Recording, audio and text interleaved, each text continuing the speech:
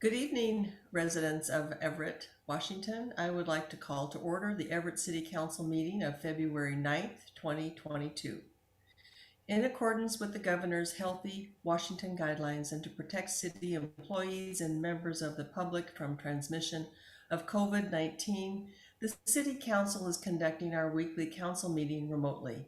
We are prepared to reopen the council chambers to public meetings when public health considerations indicate it is safe to do so. There are several ways in which you can engage with the council and participate in our meetings. To watch or participate in our remote meetings, you may watch council meetings on live on Comcast Channel 21 or Frontier Channel 29. You may watch live on www.everettwa.gov/citycouncil, where you may also watch past meetings. You may also call in to listen to the live meeting at any point by dialing 1-425-616-3920. Conference ID 724-887-726 #. You may find the public comment registration form on the City of Everett website under the City Council Department.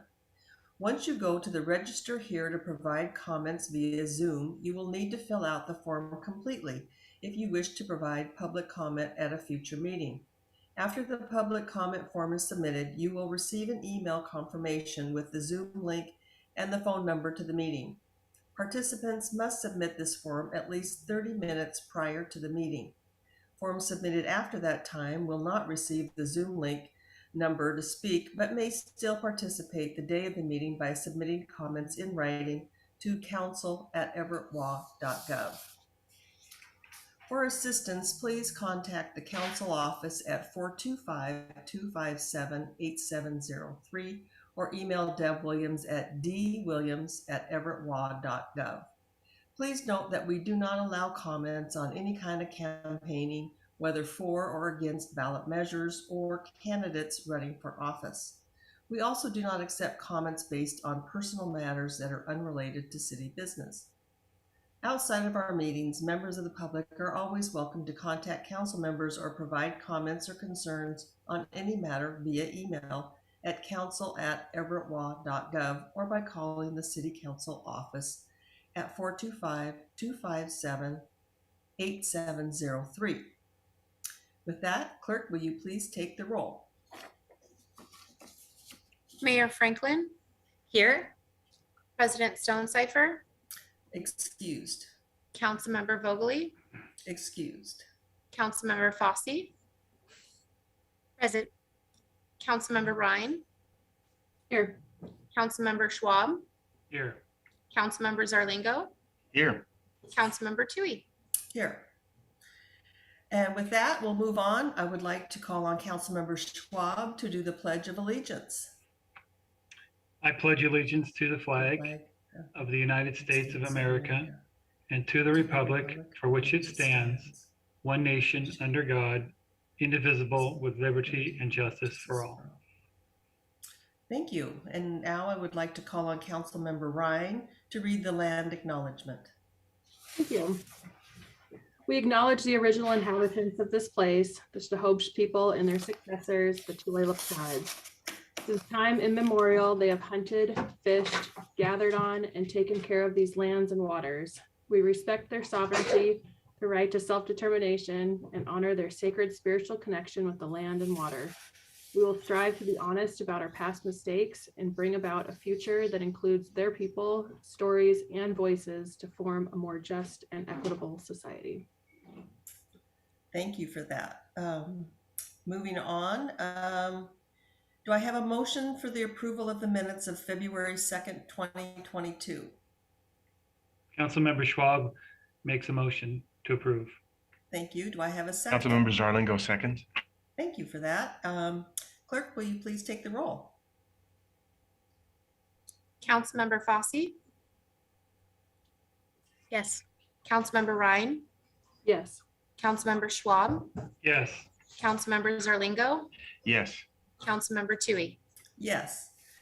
Thank you for that. And now moving on to comments and reports from, we'll start with Mayor Franklin. Yeah, thank you, Councilmember Tui. Good evening, council members. I just wanted to do a brief shout out to our finance director, Susie Haugen, and the entire finance and auditing team. They did a whole bunch of work recently on we recently completed our audit. We just had our exit conference with the state auditor's office with a clean and really glowing audit report. Susie and our team members worked really hard during this audit process, but they really do exceptional work every day. So thank you to this team. And I also wanted to thank Councilmember Schwab and Zarlingo for joining me at the important exit conference. It was really great to have you there. And with that, I have no further comments this evening. Thank you. All right, thank you for that. Moving on to council comments and liaison reports. We'll start tonight with Council Member Fossey. Thanks. I had quite a few meetings recently. I got to attend the Cultural Arts Commission as the new liaison, and they went over the new Sorticulture logo from a local artist. That's fantastic. I'm super excited for that to come out. It's really versatile and just beautiful. And then they reviewed the cultural arts grant recipients. And so they're notifying those folks now. And they kind of did a cultural commission 101, which was really helpful. And I attended the Riverside Neighborhood Association, and they kind of just did a quick rundown of their upcoming events. One of them, May 14th, is the next one. It's a party in the park, Garfield Park.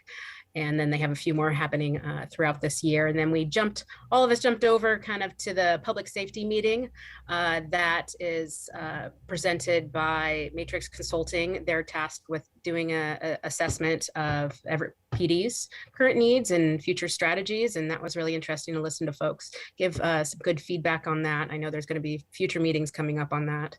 And then I was able to attend the Puget Sound Regional Council Growth Management Policy Board, and they touched on a variety of topics, and they went over the regional transportation plan and did updates on the regional economic strategy and open space conservation toolkit and the stormwater parks. And then I reported last week that I would be requesting an action before the city council. So I move that the Everett City Council sign on to a letter in support of recommending adoption of the proposed new policy on urban tree canopy in the general policy plan during the process for the 2024 update to the Snohomish County Growth Management Act Comprehensive Plan. And staff has provided an updated letter to council and published it on the website. Thank you for that. Do I have a second for the motion? I will move a second for that motion. And I believe we have Councilmember Ryan, who will be recusing, if that is right. Yes, that is correct. Because of my close involvement with the process at the county level to develop this plan, I will be recusing myself from conversation today. Thank you. Okay. Anyone else? Yes, Councilmember Schwab will be recusing himself also due to my employment status with the county. Okay, thank you for that. Hopefully nobody else. We will move on. I believe we do have some public comments. So before we go down the roll and have comments on this, I will turn it over to Deb if you have some folks waiting to speak on this issue. Good evening, Councilmember Tui. I do have two community members wishing to speak. When I call your name, please remember to state your name. Please turn on your camera if possible. Please remember to limit your comments to 3 minutes. And at the end of at 30 seconds, I'll ask you to wrap up. Please remember to unmute yourself. Mary Rollins.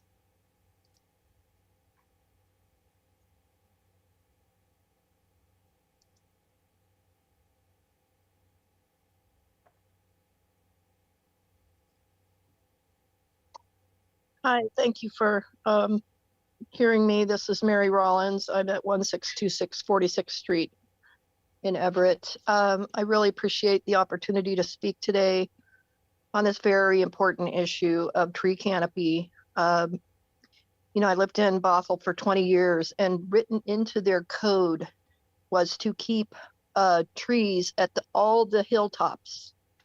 And I often wondered, because I grew up in Southern California, watching trees disappear all around me. And and then living in Bothell for 20 years, saying, hey, these, they're keeping these trees. And then I looked into the code, and there it was, right into the city code. We have an opportunity in Snohomish County to do the right thing when it comes to trees.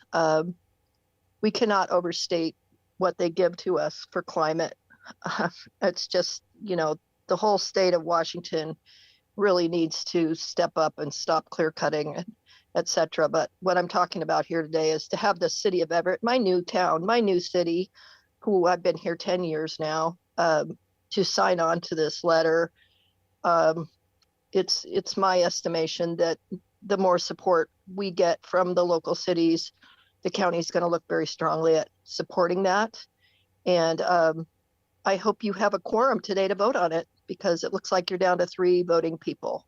And I don't know what your rules are for quorum, but I really appreciate you hearing me today. And just know that the city is doing the right thing by signing on to this. Thank you so much. Thank you, Mary. And Mary has also provided written comment as well, which has been provided to the city council, the administration, and the clerk as part of the permanent record. I also have Kate Lunsford. Please remember to unmute yourself. Please remember to turn on your camera if possible. Kate, go ahead. Please limit your comments to 3 minutes. Thank you.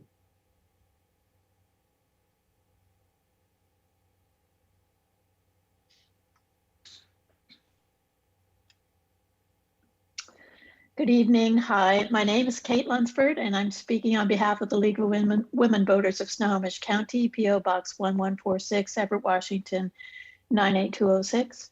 And I'm here again tonight to ask the City Council to endorse this letter supporting the urban tree canopy policy. The policy again creates a framework to protect and enhance urban trees and is guided by the Evergreen Community Act in the Washington state law. The policy gives jurisdictions the ability to apply for financial and technical support from the Washington Department of Resources to respond to our climate crisis. I hope you will take some time to review Forterra's tree retention on privately owned land published in 2020. It says, quote, as the Puget Sound region grows with a projected addition of almost 2 million residents and 1 million jobs over the next 30 years, the question of how to retain trees while maximizing housing affordability and economic development is an increasingly important issue facing policymakers. The idea that dense development is not compatible with tree preservation is a paradigm ripe for revisiting, unquote. The report is a result of research and interviews and provides more recommendations on planning issues. PSRC's Vision 2050 gives guidelines to the region's leaders on how to plan. Transportation is the key, and living densely near public transit can solve challenges. We believe these plans can weave the functions of the natural world into human development and help identify and save some of our legacy trees and habitat corridors.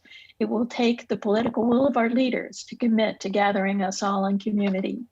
For myself, I like to imagine our region without jurisdictional borders. Looking on Google Earth, you can see the fan of the green habitat corridors. Some of them still support the fish that feed the southern resident orcas. Some still support the flyways of migrating birds. There are still bears, deers, coyotes, bobcats, lynx, and all the small and minute creatures that make up an ecosystem. Without the corridors, we delete this system of life. The City of Everett certainly has strong support for the volunteerism needed in urban forestry plans. We think the community countywide hungers for opportunities too. The letter has been signed by 23 local and state groups, 2 cities. Newly added are the City of Montlake Terrace, Snow Isle, Sierra Club, and many community groups. Please help Snohomish County bring these resources to our community by signing this letter of endorsement. Thank you again for your time and for your service. Thank you very much for your comments. Councilmember Tui, that is all I have to speak up on this issue. I have one more individual wishing to speak, but not until public comment. Thank you. Okay. All right. Councilmember Tui. Yes. This is David Yes. Hall. Could I clarify just a couple of things for the council? Yes. One of the speakers raised the question of whether we have a quorum since only 3 members are going to vote on this. The answer to that is that although council members Schwab and Ryan have very good reasons for not voting, and I think it's a good idea not to vote given their relationship with the county. It's not a legal requirement, so I think it's best to view those recusals really as abstaining from the vote, and that leaves us with a quorum. And it still requires 3 out of the 5 to vote, because it's a motion, not an ordinance. It just requires a majority of those present. Doing it that way removes any question about whether there was a quorum for purposes of this vote.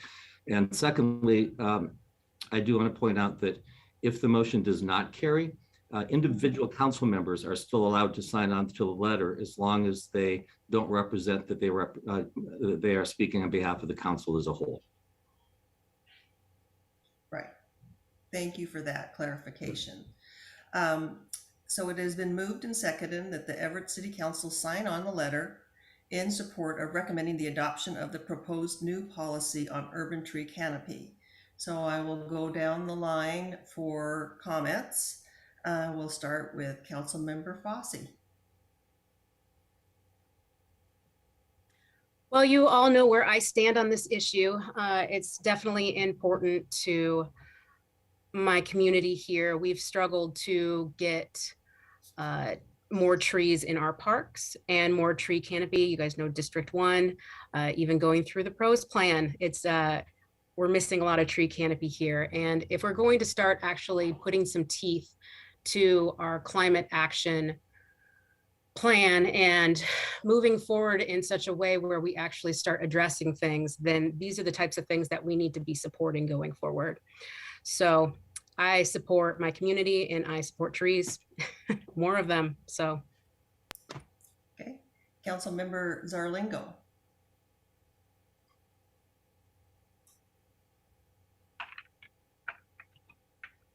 Sorry, I needed to get unmuted there. Well, I support a healthy tree canopy and efforts to protect and to enhance it. I've worked with my daughter for years with Forterra on forest restoration in my neighborhood and 2 others. I also appreciate the public comment we've received both this evening and previously in writing. The trees produce a better living environment for us. They reduce runoff, they stabilize slopes, lower the intensity of urban heat islands, and so on. They help balance the built rectilinear environment we spend so much of our time in. I've been part of a number of meetings where the tree canopy, where the tree committee was reporting to the Parks Board, and have come to appreciate the many interactions of the trees and the forces of urban development. As a council member said at our previous meeting, we need the housing, we need the tree canopy. I've been going through the resolution itself. It has 7 objectives and 27 separate policies. I appreciate its broadness and complexity, but I can't say that I yet understand the implications and trade-offs well enough to support it. I feel it's my responsibility to the community members of Everett to understand these things well before voting. I also don't see a specific reason to oppose the resolution, so I expect to abstain from voting yes or no at this time. Okay, and I don't believe, David, if I could ask you, if those who are abstaining, if they can give comment or not? They can.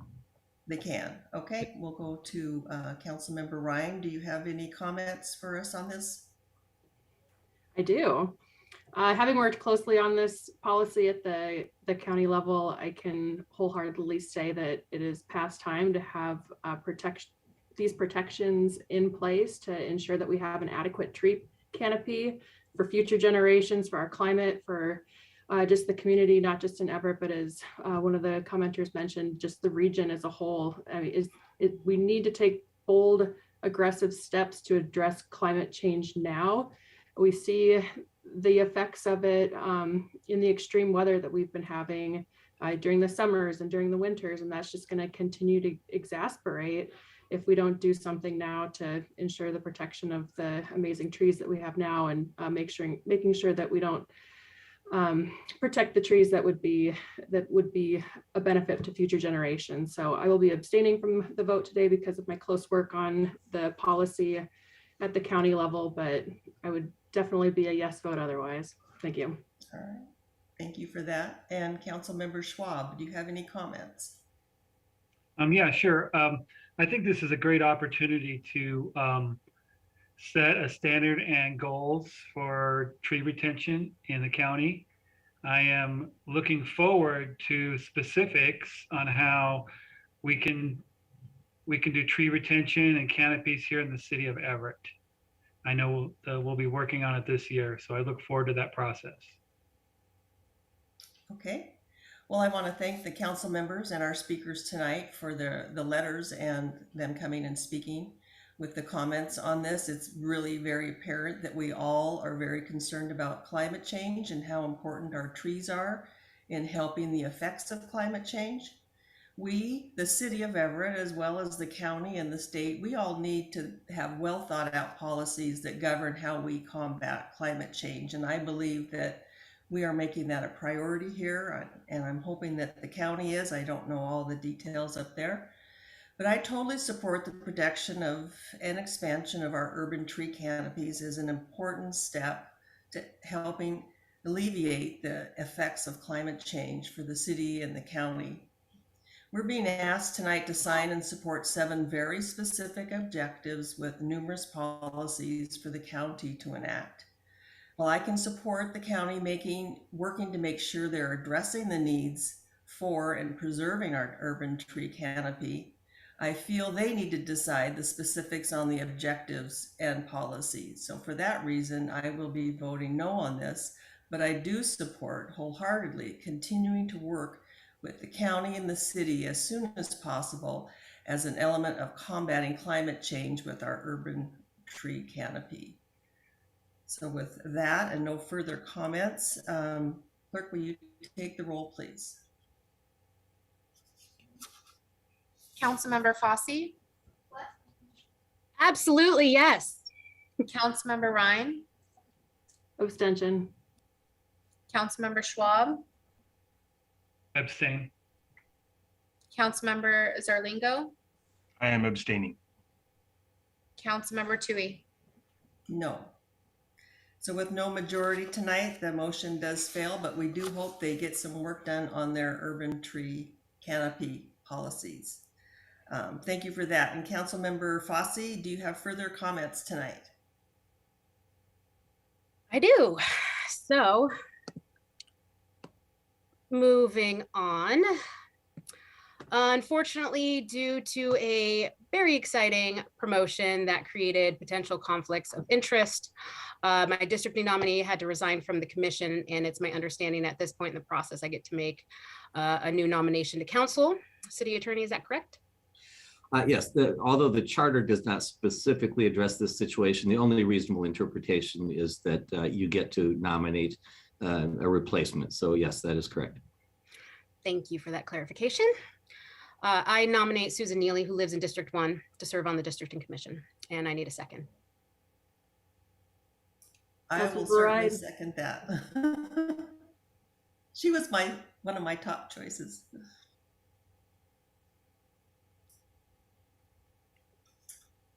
Okay, so that's been seconded. Nicole, do you have a new map showing the change in up-to-date representation?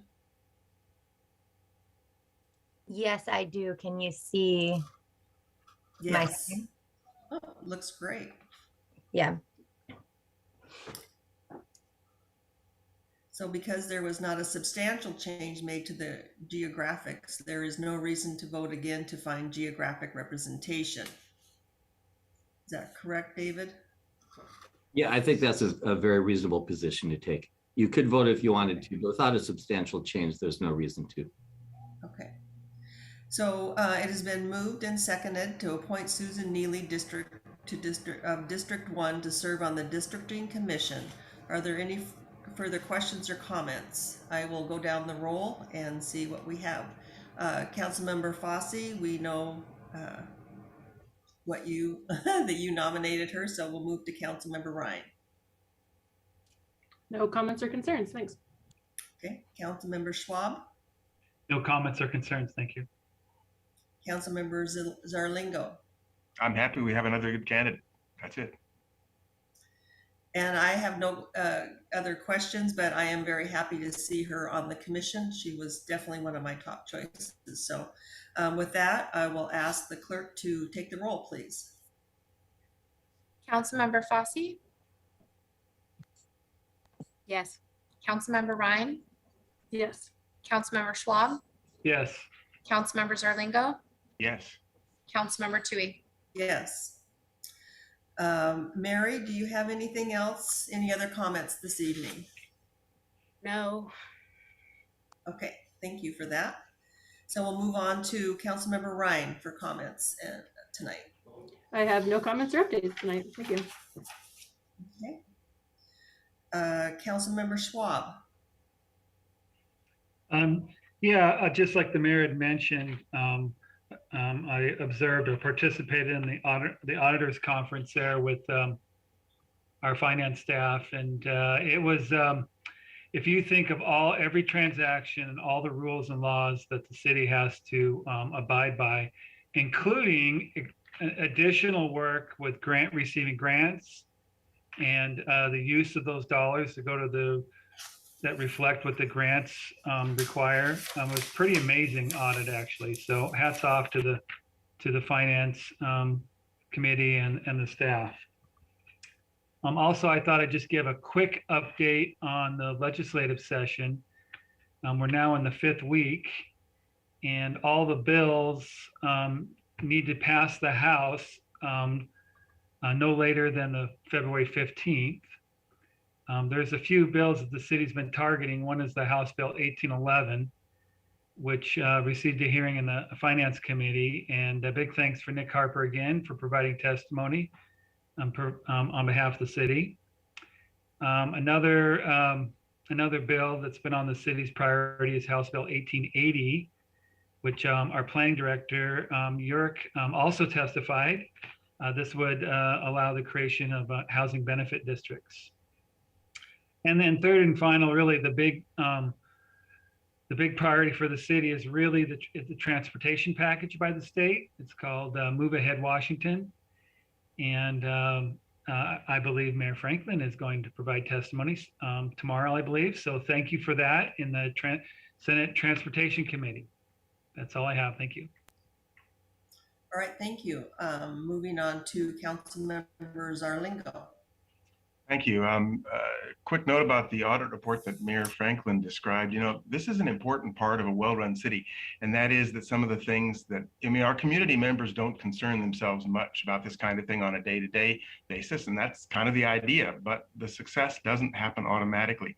There are people who work diligently, continuously to make this go and to get the kind of award they got. So people depend on this, and I respect the dedication of the team that made that critical part of city operations happen so well. So thank you all to Susie and that team.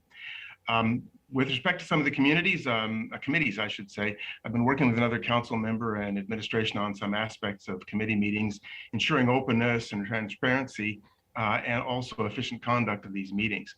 I want to explain, or I want to note this as follow-up from our workshop, which was itself a public meeting, and more will be coming on this soon as we finalize these things. But again, our goal is to ensure both transparency and efficient conduct of these meetings.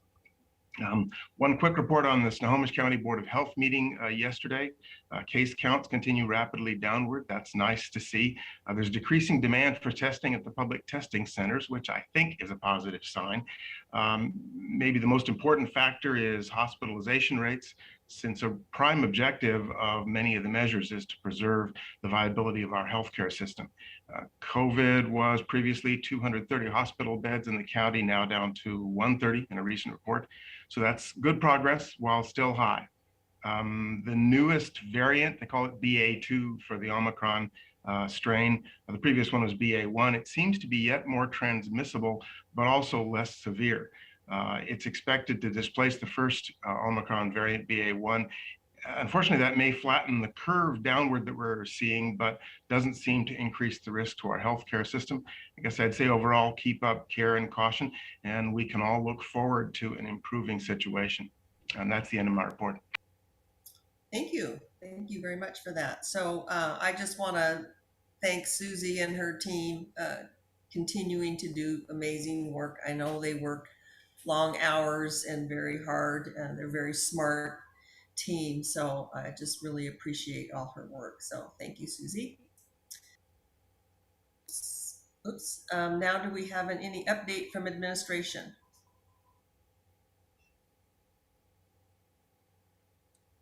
This is Nick. Oh, go ahead, Lori. No Got you administrative update. both. Right, Nick? No administrative update. Okay, thank you. And moving on to city attorney, are there any comments tonight, Mr. Hall? No, I have nothing to report, and there is no executive session. Thank All you. right, thank you for that. Deb, do we have any comments from the community for public comment? Pardon me, Councilmember Tui, we do have one more individual wishing to speak. Okay. When I call your name, please remember to unmute yourself. Please remember to turn on your camera if possible. Mr. Stein, please go ahead.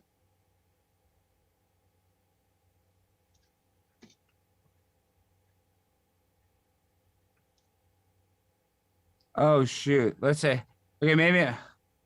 Can you guys see it? What am I seeing? Okay, hold on. Yeah. Oh yeah, I was looking at this one.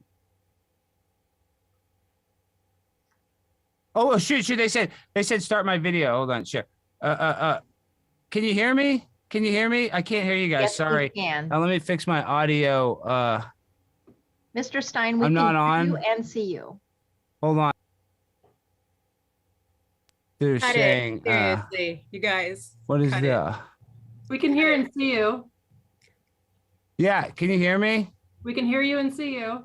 Okay. Are you Oh, hey, listening to hey me? guys. Oh, Seriously. sorry, Mary, I couldn't see you guys. Hey, my name's Alex Stein, and the reason why I'm here today is because we need to really look at the vaccination numbers, and we're really missing a huge link is that we're not vaccinating our cats and dogs. Listen, I love the vaccine, Cut it. but there's what are you talking about, Mary? What are you talking, Mary? Can I please talk? I saw you at the ledge. Come on. You gotta stop Mary, doing you this. just because you know me, because you have a thing for me, Mary, let me speak. You know, don't make this personal, Mary. I can tell the David, sexual can you cut chemistry. it? No, do not cut me. I'm allowed to talk as a citizen, Mary. Do not take this personal. You're a beautiful lady. I know you have feelings for me. I have feelings for you too. I miss you. All right, You answer- okay. Mr. Stein, you need to speak to your comments Okay, only and okay, I not to apologize. council members. I apologize, Mary. I'm no more to Mary. I apologize. What I'm saying, guys, can I finish my thing? Like, there's enough people that listen to Joe Rogan podcasts. There's gonna be enough vaccines left over. We should look and focus on our cats. My wife left me for her 19-year-old personal trainer, and the only person that I have anymore is my cat, Sky Bear. I sleep with him every single night, and the idea of losing him to COVID-19 is the biggest nightmare that I could ever face in my entire life. I love this cat more than anything in the world. He's the most special thing, and now I have to look at my wife's Facebook photo, and she's out there with Hawko taking selfies at the breakfast buffet at the same resort that I spent. Okay. Please, can I just finish my one thing and just say, listen, why is it so difficult? I just want to say I love Everett. It's a great city. We need to vaccinate our cats, to vaccinate our dogs. Mary, I still have feelings for you. Okay, thank you. Mary, you know I still, please call me, Mary. Please consider it. Okay, Mary, thank please- you. Thank you very please much, Mr. call Stein. I think your time time 99. is up. Thank you. Thank you. All right. Deb, are there any other public comments? Councilmember Tui, there are not. Thank you. Thank you. Okay, moving on. Do I have a motion for the 6 consent items? Councilmember Ryan so moves. Thank you. Do I have a second? I have a Councilmember Schwab second. Thank you. Clerk, will you please are there any questions or comments? Let's start with Councilmember Fossey. Do you have any questions or comments tonight? No. Okay. Councilmember Schwab. Yeah, I'd like to take a personal point of preference here. And I'd like to know the rules of censuring someone from coming on a council meeting. Is that possible? That's something that we need to talk about and look into, because it is a very difficult thing to do. Yeah. Okay, And thank you. we'll get through our consent items. Do you have any questions on the consent items? Okay. No, thank you. Thank you. Councilmember Zarlingo. Yeah, one quick one with respect to the CareerLink Interlocal Cooperative Agreement. I spent some time talking with Ms. Angie Sievers about this in some detail of the history and the efforts there. I think this is a wonderful effort, very effective, shared funding, and I think something will help us improve the career possibilities and the match for our students, and maybe make up a little for the lack of some of the apprenticeships programs that are not so common here as they are in some other parts of the world. So I strongly support this, and I can say that, understanding it now in some considerable depth. So all for that. That's all I had. Okay, thank you. And Councilmember Ryan. Just grateful to see the first responders flex fund reimbursement for supporting our co-ed team and helping folks with mental illness. Thank you. All right. I have no comments. Will you please take the roll, clerk? Councilmember Fosse, Yes. Councilmember Ryan, Yes. Councilmember Schwab, Yes. Councilmember Zarlingo, Yes. Councilmember Tui. Yes. Moving on, we have 2 items for proposed action. These are first readings, so I'll read them and then ask if there's any questions.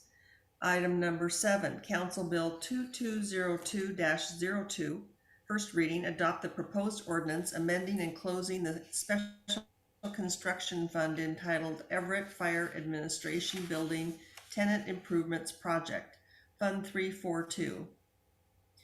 Program 027, as established by ordinance number 3661-19 and amended by ordinance 3764-20, third and final reading on February 23rd of 22.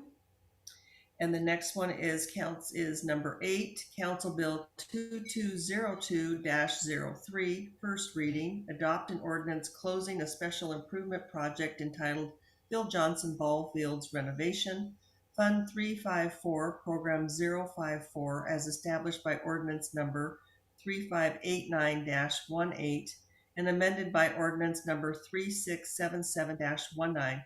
Third and final reading will also be on February 23rd of 22. So I will see if we have any questions tonight on these, and we'll start with Councilmember Fosse. Nothing, thank you. Okay, thank you. Councilmember Ryan. No comments tonight. Thanks. Okay. Councilmember Schwab. No comments. Thank you. And Councilmember Zarlingo. No comments. Okay, great. Well, with that, moving on to our council briefing agenda. These items come before the City Council serving as a council committee of the whole and are likely to be scheduled at a future date. Item number 9, a briefing regarding the resolution adopting the 2022 Parks, Recreation, and Open Space Prose Plan action and public hearing on February 16th of 22. And I believe we have Bob Leonard here to start us off with a PowerPoint and presentation. Good evening. Bob Leonard, Director of Parks and Facilities. As you may recall, last month we briefed Council providing a framework to share generally what is included in a Parks, Recreation, and Open Space or Prose plan. Tonight, we plan on briefing the Council on the city's actual 2022 Prose plan. Lisa Gruder with Burke Consulting is here to give the presentation. Burke Consulting has been helping us tremendously with this project for the last 13 months. Burke, in conjunction with park staff, have been working with the community, administration, city staff, park board, and the planning commission to create this draft plan. We really appreciate all of Burke's help and wanted to take a moment to publicly thank them. As a reminder, there is no planned action on the Prose plan tonight, but Lisa Kimberly Moore, our Assistant Parks Director, and I will be available to answer questions on the briefing after the presentation. I want to thank the mayor for her support throughout this process and council for their input and all the questions we received on this draft plan. Thank you. And without further ado, here is Lisa with Burke Consulting. Thank you, Bob. Good evening, council. I'll share my screen, share the slides. I'm going to be joined by 2 of my colleagues, Kiz Prusha, who led public engagement, and Jason Hennessy, who led some of the capital projects and finance components. But I'll start us off. We're going to cover broadly the purpose and timeline for the Parks, Recreation, Open Space or Prose plan, a bit about the background information we collected, some of the engagement results that Kiz will share, and highlight some features of the draft plan, and Jason and I will cover that. And as Bob mentioned, will be available for questions. So our overall purpose was to create a Parks, Recreation, and Open Space plan that would create a shared vision for the park system, would engage the whole community in the plan development, would be useful in setting the city up for eligibility for grants through the state Washington Recreation Conservation Office. The process included establishment of an impact fee that was completed last year. But a lot of the outreach and the basics that we did to support the Prose plan also helped us with that effort. And last, the plan is designed to help encourage equitable investments across a number of features of the plan, including recreation, tree canopy, and other investments. So the impact fee was completed last fall. The Prose plan is due to the state Recreation Conservation Office by March 1st, 2022. So we're not starting from scratch. There was a 2016 Parks, Recreation, Open Space plan. The city did have that in place and did seek some grants through that plan, but they asked that the plan be updated every 6 years. So that's why we're coming back here in 2022. In addition to supporting the city's eligibility for grants, this Prose plan also dovetails nicely and supports the city's comprehensive plan. And we'll be pointing out some features in the plan that are both in the comprehensive plan as well as the Prose plan. This is a summary of our process. We started in January 2021 with the Parks Board at their retreat, and then moved into a visioning process in the spring. We developed some concepts that responded to that public input, created a draft plan in the fall. The Parks Board completed their review and made a recommendation in December of 2021, and then it came forward to the City Council, as Bob mentioned, first for the introduction in January, and now tonight's briefing. And between January 12th and tonight's briefing, we've been responding to council questions, and there was a meeting with a few members to go through some of the highlights of the plan. So we're on track so far for that March 1st deadline. This view of the schedule is really meant to show how this Parks Recreation Open Space plan and some components of it feed into the comprehensive plan periodic update. So we designed the plan to not only address the 6-year period that the State Recreation Conservation Office wants to see, but we tried to set it up so it would also be useful in a platform for the parks element and the capital facilities element in the comprehensive plan.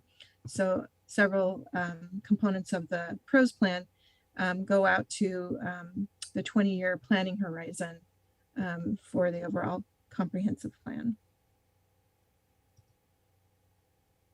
I'll touch on the background information we collected briefly, and then we'll move into some of the engagement results.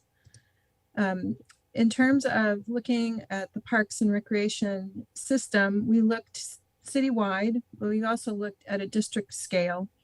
We looked at the parks available in the city. We also looked at who might use those parks and considered whether there was a 10-minute walk possible from neighborhoods to a local park. We also looked at where there was a concentration of population density here, and the darker purple is the higher population density. And then we looked in terms of the demographic characteristics of those populations, people of color, low-income individuals. We also looked at age and a number of other factors, and looked at the city as a whole and each district, looked at this through an equity lens, such as there's a higher population density in parts of the city, such as in districts 4 and 5, as well as pieces of downtown, and considered that in relation to whether there was access to parks. We also looked at the tree canopy across the city, and again, across the city as a whole, and then within different districts. There's a chapter that we'll cover later in the presentation on tree canopy, but as was mentioned earlier, some districts have less tree canopy, especially the historic areas of the city that were developed decades back compared to other areas that were developed later. So I'm going to hand it off to Kiz to share some of the highlights of our engagement results. Thank you, Lisa, and good evening, Council. Kiz Pruse with Burke Consulting, and was able to work on both phase 1 and phase 2 of engagement. So the extensive Prose plan engagement has informed the Prose plan itself, as well as last year's Parks element update. And a number of themes shows an interest in trail connections, natural space, play areas, shoreline access, and an inclusive and versatile park system overall. Yep, I can go to the next slide. And so in phase 1, that was really the visioning phase, and that included spring and summer of 2021, and 700 plus people participated in this phase of engagement. There was a vision survey, and I believe the results are still online for that. Park pop-ups, and I'll point out the visual to the right, which was a handout at these park pop-up events with questions such as what the Everett Park system really needs, or my favorite thing about Everett's park system and trails is. There were also 2 vision workshops, which were held virtually in May, and then a series of interviews with different stakeholders in Everett and representing different organizations and groups. We were able to prepare materials that were multilingual, so in Spanish and Russian, and able to use those at all of the different meetings and events that we had. And the list of interviews is actually there as well, so you can see those.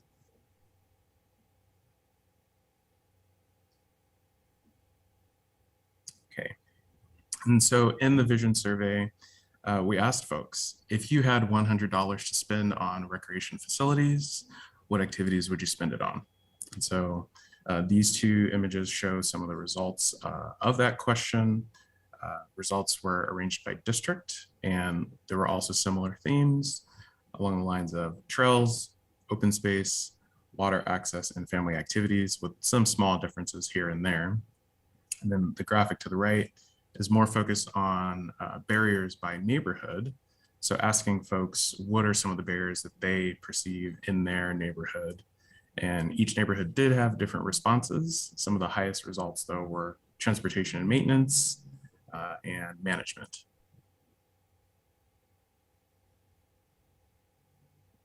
And then phase 2 of the engagement happened in the fall. And this was really geared towards the Prose plan, the draft Prose plan, really. And so there were more group discussions and interviews that happened. We prepared a draft Prose story map, which there's an image of to the right, which is an interactive visual tool that folks can use online to learn about the Prose plan and the different chapters that are in it. There was a map with pins where individuals could place pins on different parts of Everett and leave a comment about what they would like to see or what is a concern for them in that part of the city. And then there was another survey that we had available. And I'll note as of today, we've had 35 responses total on that survey related to the draft Prose plan. We've kept that open since the fall. So a few more responses have come in.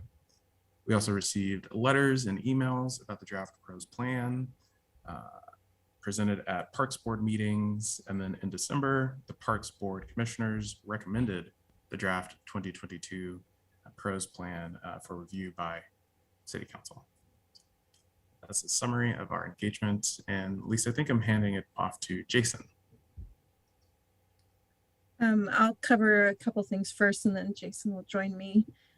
Thank you, kids. So this slide is showing 12 major chapters of the Prose plan, and in addition to an executive summary. The ones highlighted in blue have an overlap with the comprehensive plan that was updated for those topics last year to support the impact fee.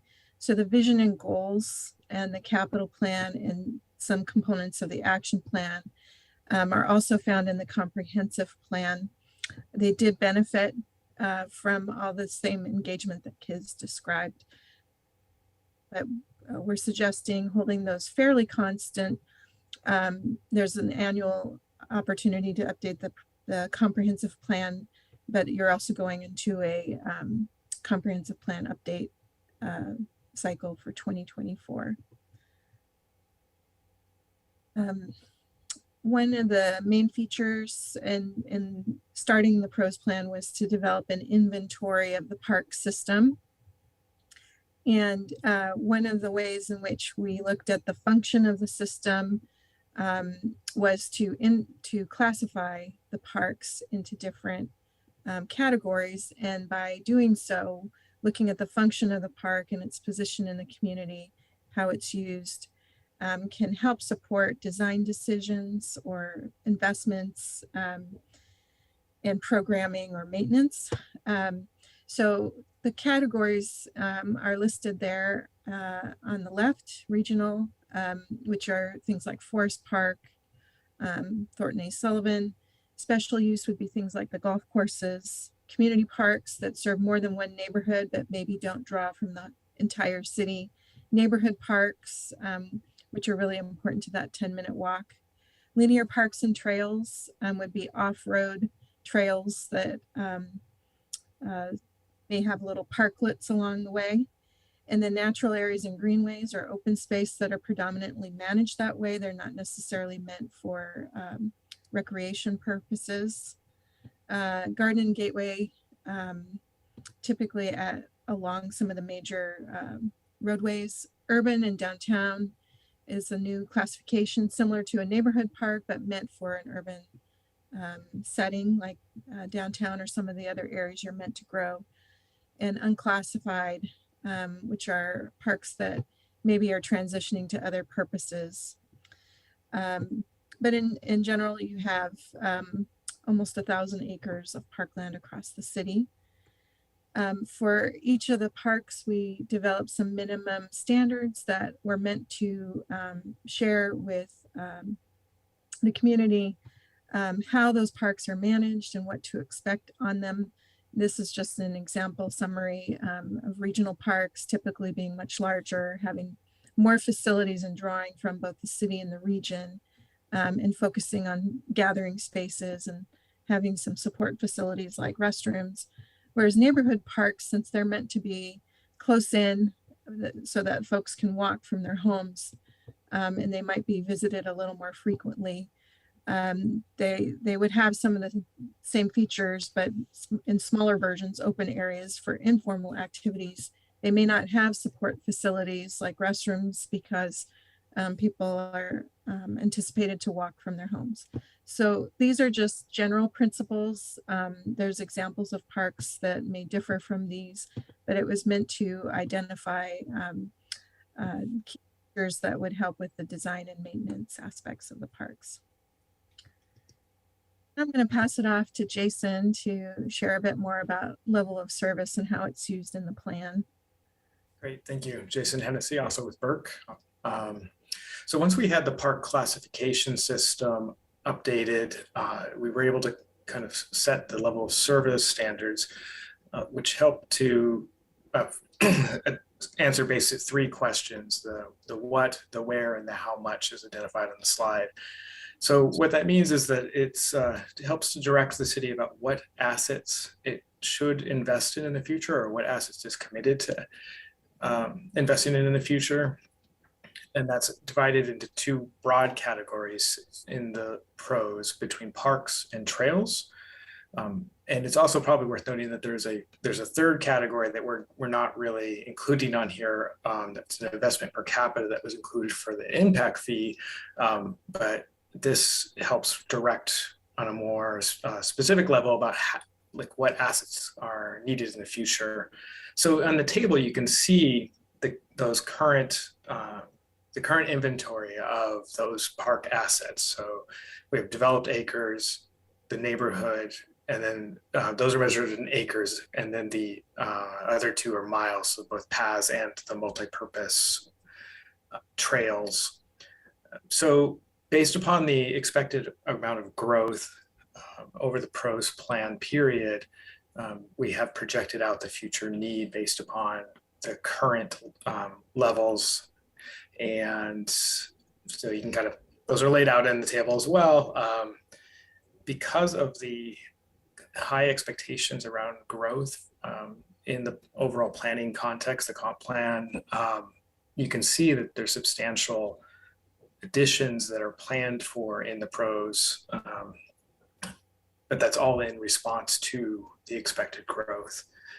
The other question of where the Prose plan also incorporates in a 10-minute accessibility. And there's a 65 standard set. So across the city, on average, the 65% of the population lives within a 10-minute walk of an existing park asset. The goal is to bring that 65% to be true in all of the districts. That's across the entire city, but if we go district by district, those rates vary. And so over the course of the plan, the hope is to, and the goal is to get to 65% on average, with a stretch goal, an aspirational goal of 80%. Finally, the level of service tells us sort of how much. So the, Lisa, sorry, I lost my train of thought there. I apologize. So how much is the capital investment? So what's needed to keep the financial investment that you've already made going at a similar rate? And this helps with budgeting, but it's a secondary level of service standard compared to the parks and trails and access. I think if we go to the next slide. So the plan identifies the strategies to help fill in the identified gaps. And the map on this slide does actually show it shows the existing parks, and then also assets that are owned by schools. So the key idea is to first improve existing park sites, and then to develop what the city owns. From there, working with partners such as the school districts and the Everett surface water department, it's part of Public Works, but the division to create stormwater parks. And I think, Lisa, you wanted to say a little bit more about the stormwater parks. Yeah, so the light green and the teal green are what if the city's park assets either already serve folks within a 10-minute walk or could be expanded to do so. The yellow is if the schools are open after hours in a more consistent manner. That helps fill some of the gaps that would otherwise be white and not covered by the green. And then the pink is if some of the stormwater parks that Public Works has been investigating can offer recreation assets. That helps us further fill in some of those gaps. And it also can be strategic in terms of the funding availability. And a lot of it has the potential to happen in the south end of the city where there are more gaps relative to other areas. Great. And so I think, and then there's two more strategies listed here on the slide about how to strategically link and coordinate between properties. So this is sort of the idea of the park really existing as, the parks existing as a system, and how to fill needs in a innovative way if properties aren't available in a certain location. And also to make sure that as investments are made into the future, that it helps be fulfilled in an equitable way, in especially areas that may have been historically less focused upon, to help kind of even things out. That's kind of illustrated in the 65% accessibility standard. And so together, these kind of set the capital program, which is definitely much more my realm. So the capital program is designed to respond to the current population and expected growth, right? So because as I mentioned earlier, this plan is within the overall planning framework. We're planning for quite a bit of growth. And so because of that, the capital program is robust. It's got a total of a little over $100 million worth of projects over the next 20 years. Some of these projects have been identified in the short term and included in the impact fee study that was put out at the end of last year. And some of these things will be identified in the future, but the need is known because of the growth. And then the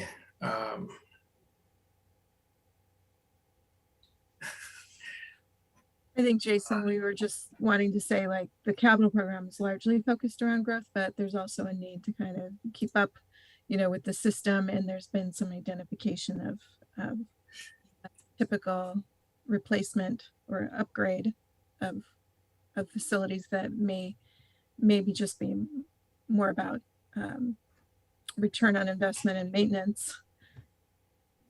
Yeah, thank you, Lisa.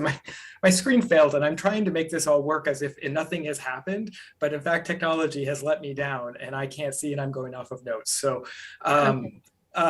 maybe I'll just hand it back to you because that's very awkward. Sure. And I'll go see if I can fix this. Okay.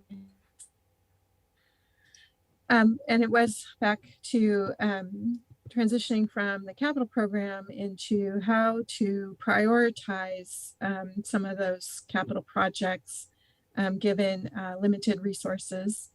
And so there's a proposed system for prioritizing projects over time.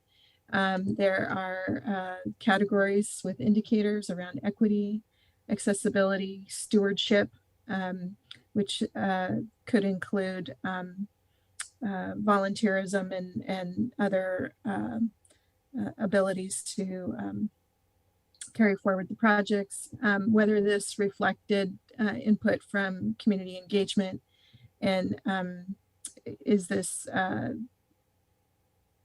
capable of being accomplished, basically.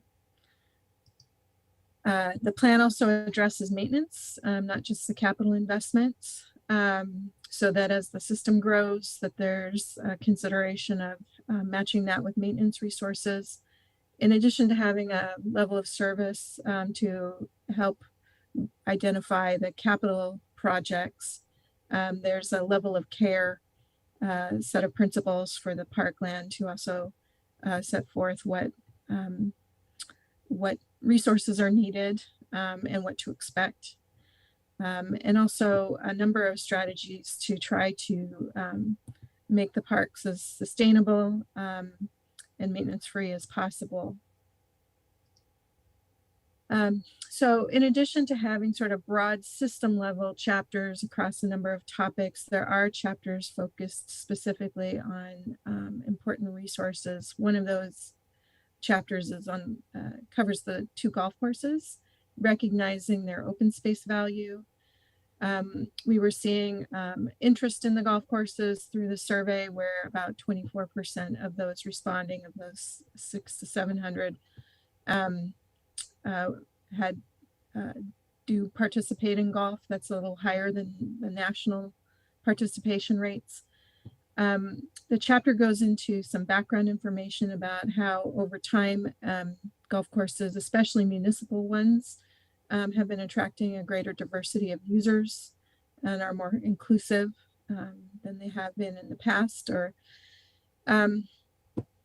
The revenue has been increasing with the golf courses, and the maintenance has been cost effective. The golf courses differ than other parts of the system in that they are enterprise funded, so the funding is not coming from the general fund. The city successfully negotiated an agreement with Premier that manages the courses. There's been an identification of some additional capital improvements and resources. The golf course chapter does identify some future steps to improve the courses and widen the use of the course. And so key performance indicators are suggested, an asset management plan is suggested, and then in terms of responding to different needs across the system, finding compatible uses for the golf courses that can broaden participation. So that could be a driving range, mini golf, perimeter trails, other ways in which the courses can be used or programmed to gain more use. One of the other topic-specific chapters had to do with tree canopy that we touched on earlier. This map is showing a land cover analysis. There's a lot of information in the chapter about the tree canopy across the city and setting the city up to have a conversation about canopy goals. And wanted to mention that in conformance with some of the proposed policies, the city is, and consistent, I think, with other existing city plans and strategies, such as climate action, pursuing a new tree code that has just kicked off to sort of rapidly implement a key component that is quite a bit older. And one of the last chapters was an action plan. It covers a range of things about park system management and acquisition. And it sets up some monitoring measures and targets over time. Kiz mentioned this earlier when we were going through the engagement, but just to summarize, the Parks Board spent last year on the plan and found it met a lot of the community's needs and responded to the engagement of the community and recommended approval. So I believe that is our last slide, other than questions or discussion. I don't know, Bob, if there's anything you wanted to add. No, I'd be happy. We're here to entertain questions anybody might have on the Prose plan itself. Great. Well, thank you, Lisa and team, on that presentation. I know it's been a lot of work and quite some time. So we will see if the council members have any further questions. I also wanted to thank Bob and his team for getting back to council on all those questions and for sharing all the questions and answers with all of council. It was very helpful for all of us as we get through this plan. So tonight we'll start with Councilmember Fossey to see if you have any further questions or comments. I don't have any further questions. Well, maybe one, but this is just such a wonderful, comprehensive body of work. Just thank you for everyone, all the work that went into this, and definitely answering all the questions. And I appreciate you copying all of us and just being such great resources of knowledge for us. And cheers to the tree canopy section. I know that took up pretty consistent part of this little booklet. Can you clarify a little bit about the pest management IPM plan that was mentioned in here? Yeah, Bob, do you want to cover that in greater detail? I think we reference it in our minimum design standards and the maintenance sections of the plan. Yeah, I think it just talks about us making sure that we update and have a integrated pest management strategy for how we're going to deal with invasives and pests within the park system. Thank you. That's all I had. Thanks again. Thank you. And moving on to Councilmember Ryan. Yeah, thank you so much. Thanks to the team for all of the hard work that went into putting this together and the research and the graphics. And I know it was definitely a heavy lift, and appreciate everybody's hard work on it. And then also the incorporating the outside input too from the community and the Parks Board and the Tree Committee. And there are a lot of voices and a lot of folks that were at the table to put this together. So I'm really appreciative of it. I was glad to hear during the presentation about the stretch goal to 80% access for people, 80% of the people in the city to have access to a nearby park. I think with districts, we could see just the disparities in access to green space with District 4 having such low access. And so the goal now is for all of the districts to meet the average. So it's taking the high end and the low end and just bringing the low end up to kind of the middle. So I'm glad that we're going to be moving, I do have the stretch goal in mind to make sure that there's more equitable access across the board, not just average access. So I'm really pumped about that. Also thrilled about the idea about reimagining uses for the golf courses and ways that we can have a more variety of uses, especially for the perimeter walking around the outside. I think that a lot of our seniors in the area, they really enjoy getting out and going for walks and having a safe place where they can do laps. I think they would just really enjoy that. And I know I would love it too, as a mom with a kiddo in a stroller. I think that would be great. And yeah, I just wanted to echo Councilmember Flossy's comments about the tree canopy section and how much thought went into it. I think looking at the tree coverage map, there's clear areas where we could make improvements. I think one of them is along Highway 99. And I know every time I go along Highway 99, I see a lot of pavement. So I know that's more of a comp plan type of thing that we could tackle through the comp plan and some other different measures. But I just wanted to mention that I appreciate the focus and attention on that. So thanks again to everybody for their hard work. Thank you. Thank you. And moving on to Councilmember Schwab. Yes, I too could just echo all the comments that have been made. Thank you so much for the effort the team has put into this. I do want to stress the importance of the transportation barriers and the access, whether it's bikes or pedestrian walks to our parks. Thank you. All right, Councilmember Zarlingo. I also echo those comments. I think it's going to be really important. I'm happy to see the focus on handling growth, especially as things like traditional backyards are going to be smaller, not really there at all with some of the dense development. I know it's going to be hard to acquire new land, so I was glad to see innovative strategies that would enhance current use, such as the stormwater parks. It's also nice to see more attention to the south end, as other people have talked about. I know Councilmember Vogely, if she was here, would echo that as well, because that southwest area of District 4 is especially underserved and a good specific goal, as Councilmember Ryan mentioned. Also, I'm happy to see a discussion of volunteerism, since that improves involvement of the public, a sense of personal responsibility for the parks, the health and the support of them by the public, which we're going to need to expand these parks. So good job. I look forward to voting on this. And I just, I wanted to say that, you know, over several years, we've seen the parks having to get cut in their budget, which is always tough. But we also know how important it is in our communities and quality of life. When I go out on the weekends and I just see families packing different parks like Legion Park, having, you know, picnic dinners and, you know, kids all over the place, you just realize how many people do depend on our parks. So I think our biggest challenge is, yes, we want all of it. And how are we going to pay for it? How are we going to get that done as soon as possible? And so I think that's going to be our challenge, because I think we all agree it's just utterly important. And I think the plan is a great plan for us to work towards. So we just hope that we can find the budget and get it put into place. So, but thank you so much, Lisa, and for all your work, and Bob. Thank you. Okay. Any other questions or comments from anybody?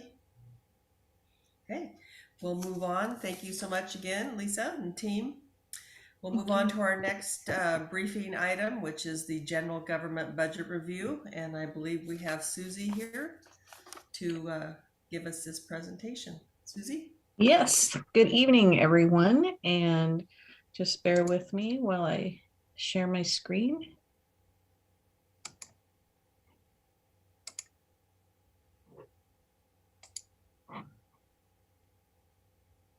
And it's telling me I'm sharing my screen, so I will continue.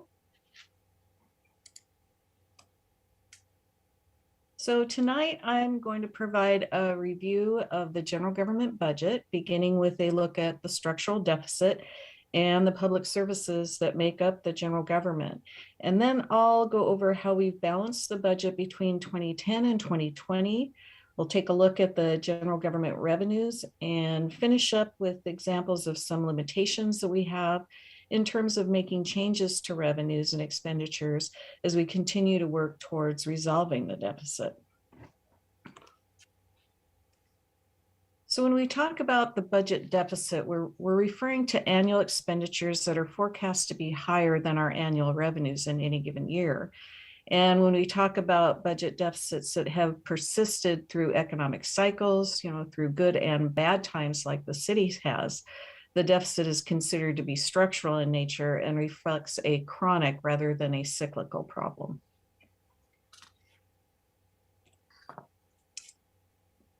So this chart provides the forecast for the general government revenues and expenditures between 2023 and 2028.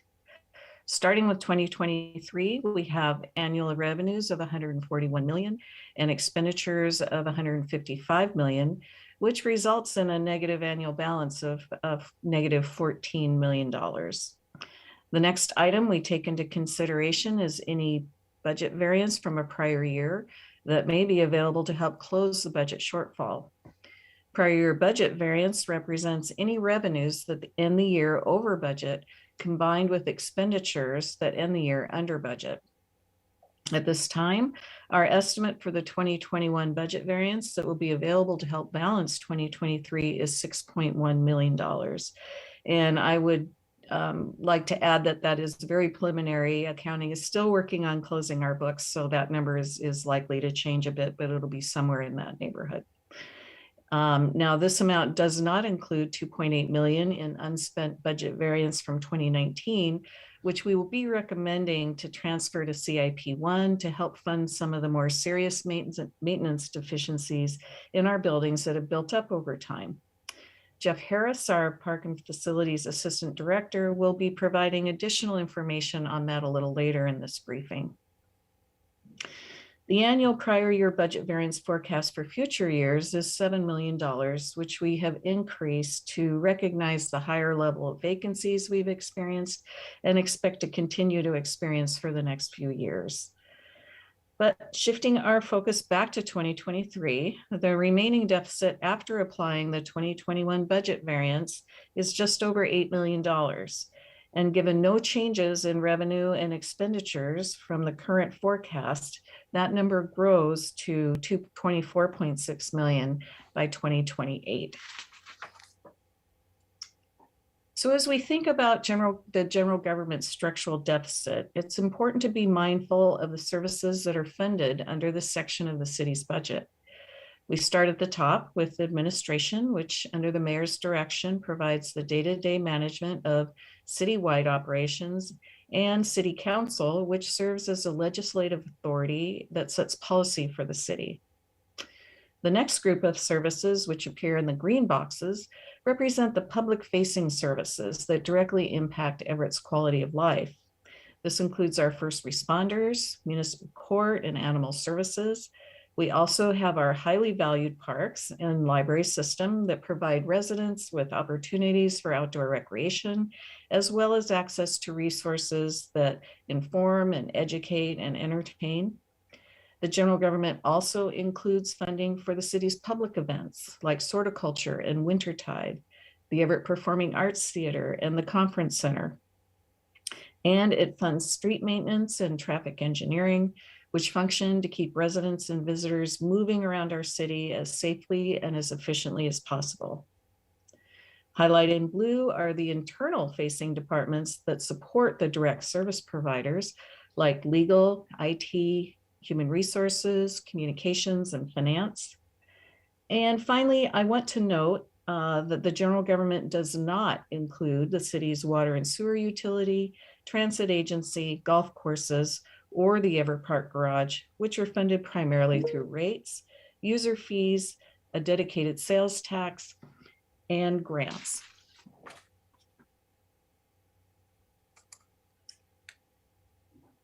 During the annual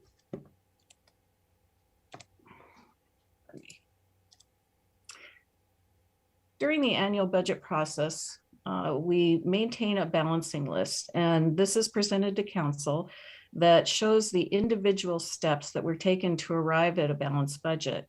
And this bridge chart on this slide shows the sum of 10 years of balancing activity. Beginning with the column in the orange on the left, we have the sum of beginning deficits between 2010 and 2020, which is $104.4 million. The green columns to the right show the sums of the budget revisions that were implemented to resolve the deficits over that time period. Beginning from the left, the largest contributor to balancing these budgets has been prior year budget variances.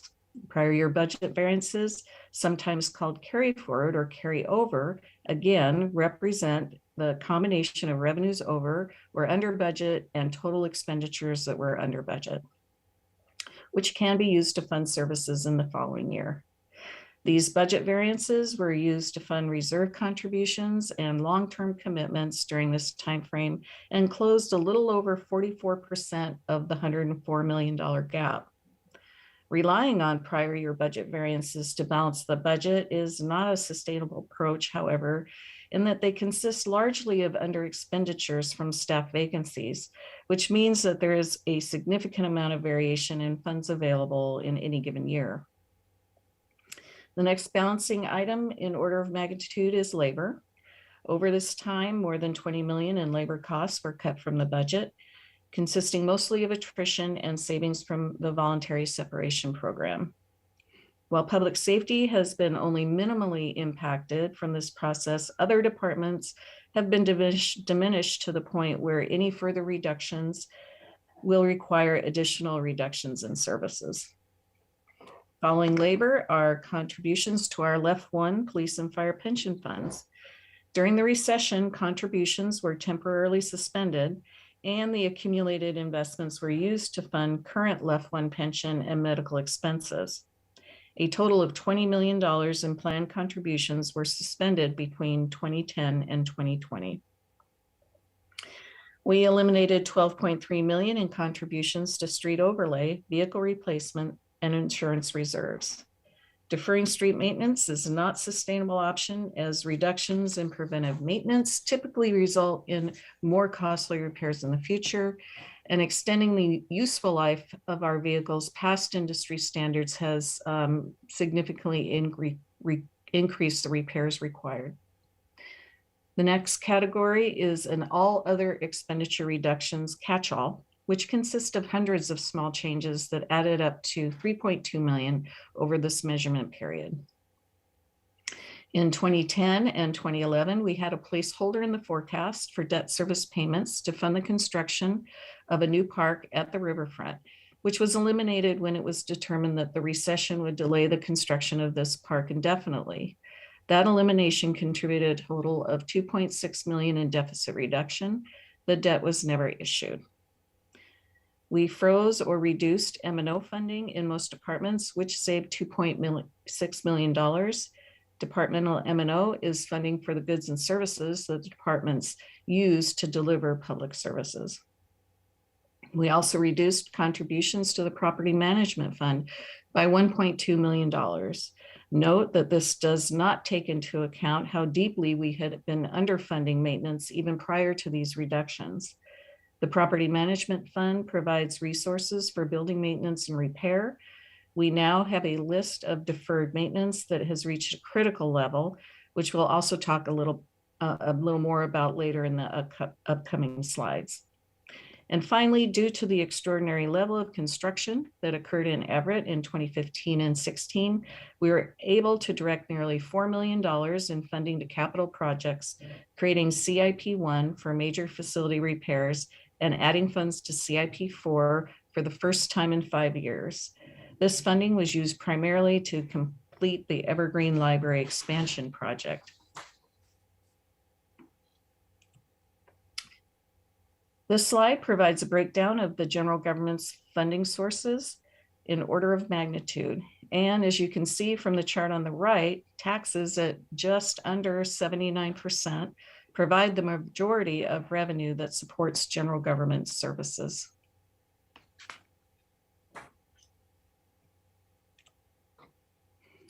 Property tax at nearly 30% of total revenues is the largest and most stable source of the city's general government revenue. But when property owners pay their annual tax bill, it's really important to note that they're paying for much more than just the City of Everett's public services. Table on the left shows a distribution of property taxes by percentage among the individual taxing authorities, and the graphic on the right provides the same information as a portion of $1. So for each $1 of property tax paid, about 2 cents goes to the Regional Transit Authority, or RTA. Approximately 2 cents goes to the Port of Everett. 5 cents goes to Emergency Medical Services, or EMS. 6 cents goes to Snohomish County. 19 cents goes to the City of Everett to fund our basic services. And the largest share, or 66 cents, is allocated to the state and the school district to fund our schools. And I should note that these numbers relate to 2021 taxes. The 2022 report was not out at this time, so I couldn't update it for these year's numbers. However, they should be relatively the same. So the city has been working for years to get on a more sustainable financial path. We've implemented efficiencies in how we deliver services. We have reorganized and reduced staff. We have eliminated services and set fees and rates to levels that are commensurate with our peers, and yet the deficit persists. In the next couple of slides, I'll go over a few of the constraints that we face as we look at the revenue side of the deficit equation. So we've talked a bit about the importance of property tax to the city's general government budget. And in fact, it's also the underlying driver of the city's structural deficit. In 2002, voters approved an initiative that limited the growth of property tax to 1% per year. Recall that property tax represents nearly 30% of total general government revenue. So this means that 30% of the city's general government resources are limited to a growth rate of 1% per year. The average growth of all general government revenues in the current forecast combined is only 1.5%. The cost of delivering core public services, however, is forecast to grow at 3.4%. Assuming existing spending patterns continue with no change in service levels. With the 1% limit on property tax, all other revenues would have to grow by more than 4% per year in order to resolve the deficit. And while economic development is a priority that over time will help lift sales tax and B&O taxes, it is a long-term initiative that will not provide the more immediate solution needed to maintain current service levels. So taking a look at our tax rates, we are now at the maximum rate for most of our taxing capacity. Other than B&O tax and gambling tax on card rooms, raising taxes would require a public vote. And I would note that the city has no card rooms, so that tax rate is moot at this point. The city is also currently locked into long-term contracts with its water wholesalers that limit the payment in lieu of tax or pilot on water and sewer services to 6%, which is the rate it is at now. Over the past decade, the city has seen substantial shift in its tax base to the north, east, and south of Everett due to the growth in retail development in those areas. Between 2007 and 2020, Everett's retail sales grew by 12%, versus the rest of Snohomish County, which grew by a total of 82%. This difference in growth rate translates into an 8% drop in Everett's share of Snohomish County's tax base from 26% in 2007 down to 18% in 2020. So we know from drilling down into where our retail sales tax is originating that Everett has actually benefited since the onset of the pandemic from a significant increase in online activity. When our residents and businesses shop online rather than going to brick and mortar stores outside of Everett, the sales tax stays here at home. That, plus the additional resources provided by the federal stimulus, drove sales tax revenue to significantly exceed the budget in 2021. Countywide results for 21 will not be available from the Department of Revenue for a few more months. However, we do look forward to updating these charts to see what level these factors may have impacted Everett's performance relative to the rest of the county. Next, we'll move on to the other side of the deficit equation and look at constraints that limits the city's control over expenditure growth. The delivery of public services is heavily dependent on labor. In fact, labor costs represent roughly 70% of all general government budget expenditures in 2022. Controlling the growth over the city's cost of labor can be complicated for several reasons, including state law requirements and regional competition for staffing. Police and fire labor costs represent about 55% of the general government's 2022 staffing costs. State law dictates that contract negotiations with police and fire unions will be settled by an independent arbiter if labor and management cannot come to an agreement on their own.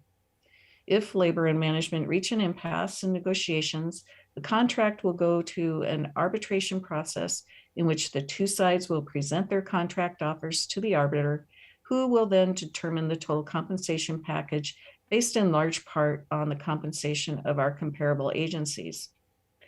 Beyond the lack of control over the compensation package, arbitration brings significant legal fees and potentially negative impacts on productivity and long-term relationships between labor and management. There's also a high level of competition for staffing in this reason, particularly for police officers, which is driving up contract awards. Providing competitive compensation is necessary to recruit and retain good employees who are dedicated to public service. It also supports economic growth in the city by maintaining high quality and responsive law enforcement and emergency services, and clean and safe streets, parks, and other quality of life services that will attract employers and new residents. In addition to the competition for staffing, another constraint going forward is that the city has already implemented significant cuts in areas other than public safety. Any additional staffing reductions will require further service reductions. This chart provides a comparison of population growth in Everett and change in staffing since the recession. In total, population is up 11%, while public safety is up only 8%, and all other staffing is down by 9%.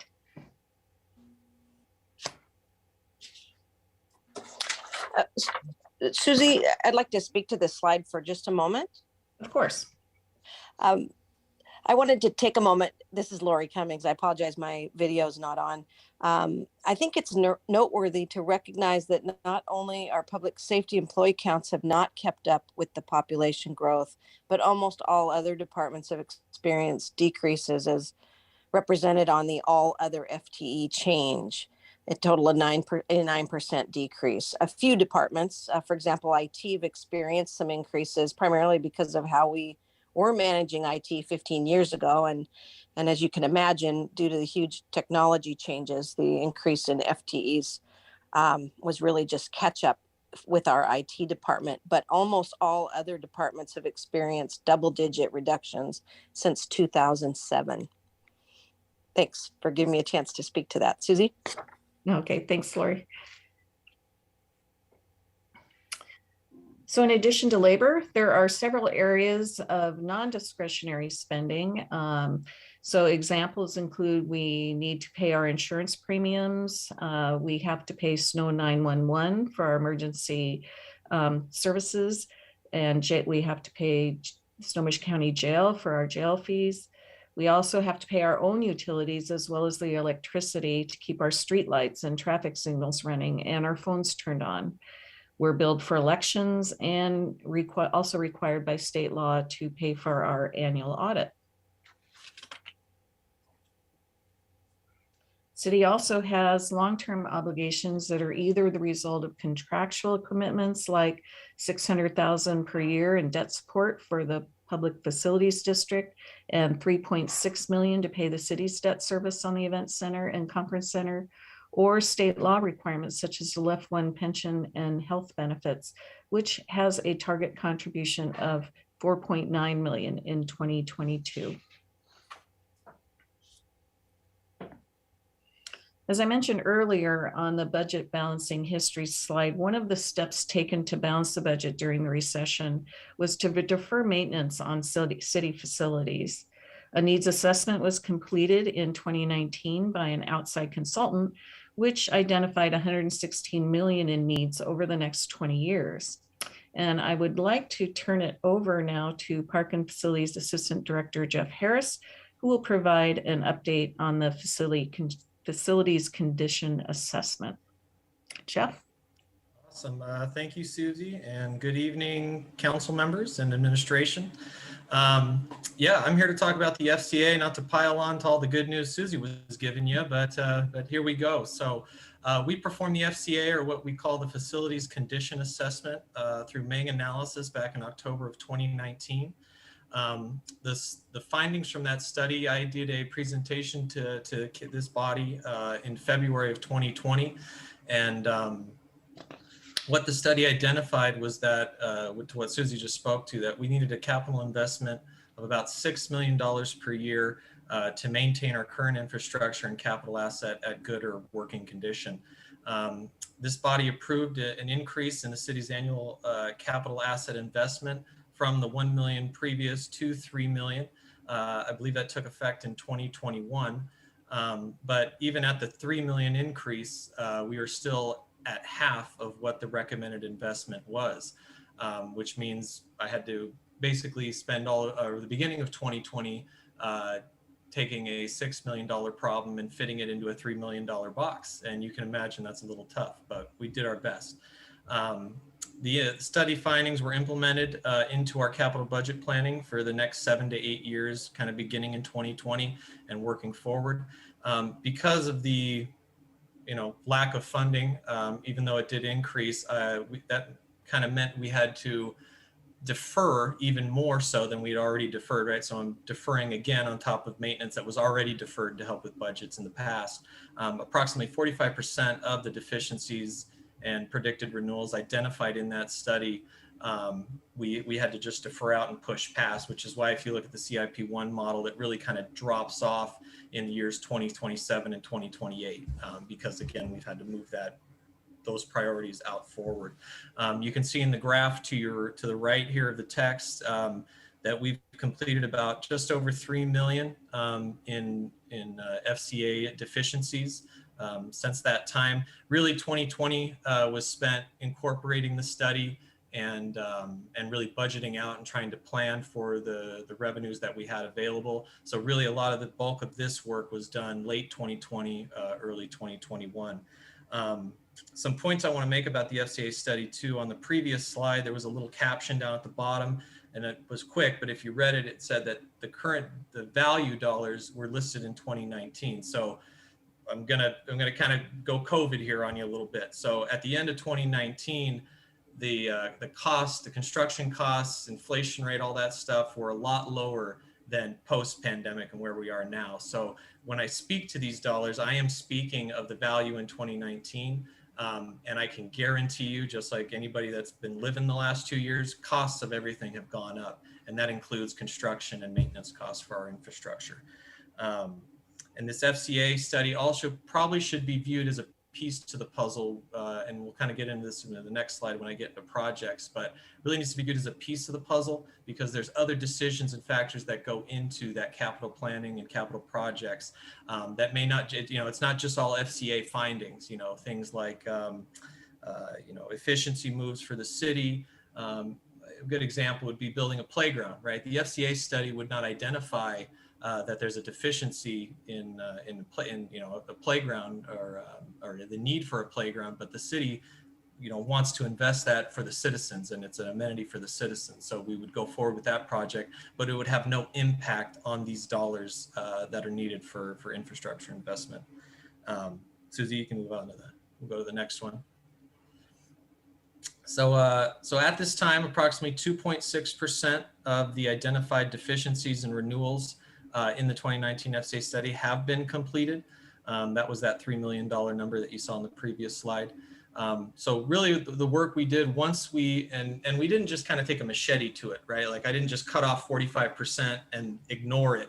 I really went through line by line pretty much for the first few quarters of 2020 to identify projects that had a higher priority and that we felt were of a higher need, right? Because again, only given half the revenue, we had to make tough choices and prioritize certain things. Now, projects that were already underway, kind of like the Evergreen Branch Library remodel and the Everett Mall Way Police Precinct Office remodels, we asked our project managers to look at our deficiency lists for those buildings and incorporate those as best they can at as low a cost as they could into our already ongoing projects. Projects like 2801 Oaks Fire remodel and the Fire Station 6 restroom remodels, those were great because they really attacked a lot of points in the FCA. So not only were they taking care of maybe a department need or an efficiency need for the city, they were also taking care of FCA needs from an infrastructure standpoint. And those are the kind of projects I'm really looking to identify and that we're really going hard after because they fill so many different needs for the city as well as taking care of this deferred maintenance in our infrastructure. Now looking forward, so, you know, like I said, really 2021, you're really getting a good feel of, okay, the FCA studies incorporated, we're really putting to work the findings that study found, and we hope to continue that in 2022. So, you know, projects that we have on tap here are the Fire Station 2 repair and rehabilitation, a lot of deficiencies in our park system with the restrooms. And again, the FCA is more about structures than other things. So really focus on buildings and the use of those buildings and the systems and assets within them. You know, we have a lot of deficiencies in our park restrooms, and so we'd like to attack those. We have on tap for 2023, the main branch library HVAC replacement. And then as well as this year, which council has already approved the schematic design ordinance for the Everett Municipal, the EMB or Everett Municipal Building Tenant Improvement Project. And a point here I really want to make with you know, these projects and why we're moving them forward is because they have multiple layers to them, right? So not only with the EMB TI project, you know, help out tremendously with the FCA because as you can see, roof replacement, generator replacement, elevator modernization, HVAC replacement. I mean, if I just relate this to your house and I said your furnace is out, your roof is leaking, your foundation's leaking, and your backup generator needs to be replaced, that's a huge cost. And for residents, that's a big cost out of your pocket. Just imagine on a commercial building, we get into the millions of dollars. And just like everything else, duct tape and bubble gum have gone up in price. And I've also hit my max on how much of those things I can put on the systems in our buildings to keep them running in good working order. So we've hit the point now in our deferred maintenance from the last 30 years where there's really no more deferring and there's really no more short-term fixes. I have to replace whole systems. Replacing whole systems like that will give us energy efficiency and stuff, but it really costs a lot of upfront capital dollars to make those repairs.